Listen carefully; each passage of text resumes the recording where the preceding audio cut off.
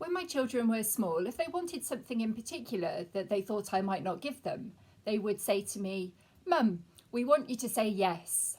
I would then ask what they wanted me to say yes to, but they didn't want to tell me until I'd agreed to agree. And then I'd have to tell them that I wouldn't be able to say yes until I knew what they were asking, and sometimes this could go round in circles for a little while. This Bible reading reminded me of my children.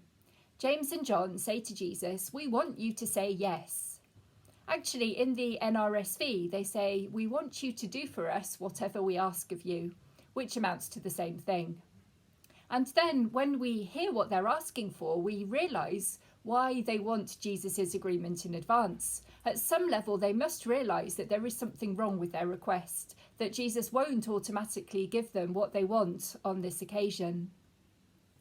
This passage is part of a crash course in being a follower of Jesus, and Mark is trying to tell us something by placing it where he does.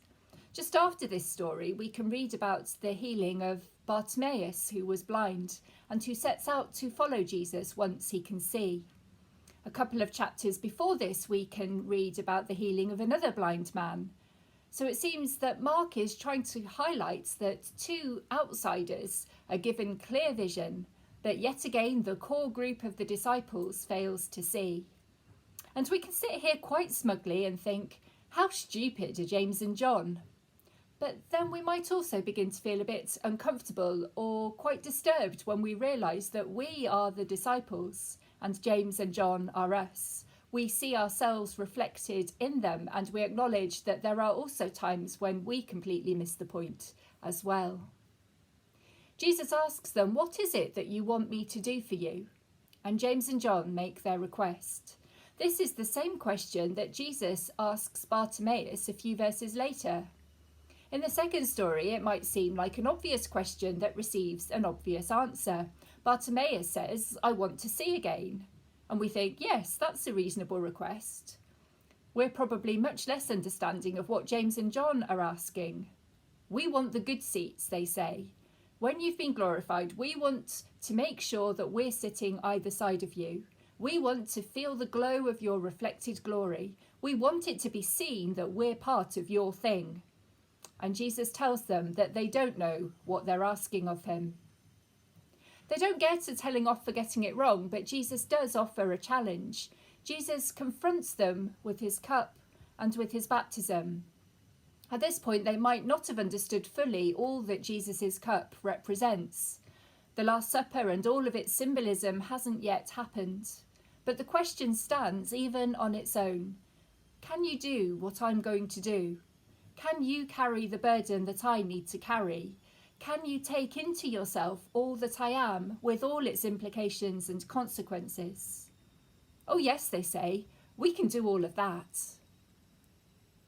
Jesus shows them that the path to glory is straight through the way of suffering and death. It is straight through the way of service. The imagery of communion and baptism conveys to us the journey from death to life. These images remind us of the risks and dangers of discipleship. It's not all about glory. It's not all about reward. It's not at all about being the greatest. It's a journey through death to life. Jesus asks them, "What is it that you want me to do for you?" And the answer is really, we want to be great. We want to be prominent and visible and powerful. We want the other disciples to look at us and see how special we are. And so Jesus shows them what being great isn't. Being great isn't about efficiency and organisation. It's not about running around and responding to the whims of others. It's not about control of what's going on. It's not about coming up with the right kind of business speak that might sound very impressive and strategic and clever. It's not about being seen to be important or acknowledged as such. And it's not about running the church. Being great isn't about any of these things. It is about sharing the cup of humility and service and sacrifice. It is about faithfulness to God. It is about following Jesus' example.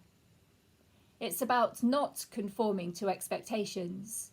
It's about not being ashamed to follow Jesus. It's about having courage to be different. It's about daring to stand up and confront powers and systems that allow injustice and exclusion to thrive. It's about challenging received wisdom and dogma and many things that often sound very sensible. It's about putting aside our own agenda, our own concerns, our own ideas about things, and asking to see with the eyes of Jesus. It's about having the courage to follow him, even if that challenges our deeply held ideas and beliefs, and even if it involves walking a dark and difficult path. It's about remaining faithful to God even when people criticise you, and even when the criticism is that they think you're not being faithful. It's about holding on and being held. It's about trusting. It's about being willing to play our part despite not knowing what lies ahead. It's about allowing God to shape our story and committing ourselves to participate in the life of God in the world. This is what Jesus asks of us and of all who choose to follow him. Jesus asks us, "What do you want me to do for you?" And that's a very good question. What is our answer today? Do we even know what we want? Are there things we dare not ask? What do you want me to do for you? And perhaps part of our response needs to be a question in return. Jesus, what do you want me to do for you? May the Spirit help us to reflect on these questions and lead us on into a deeper relationship with Christ. Amen.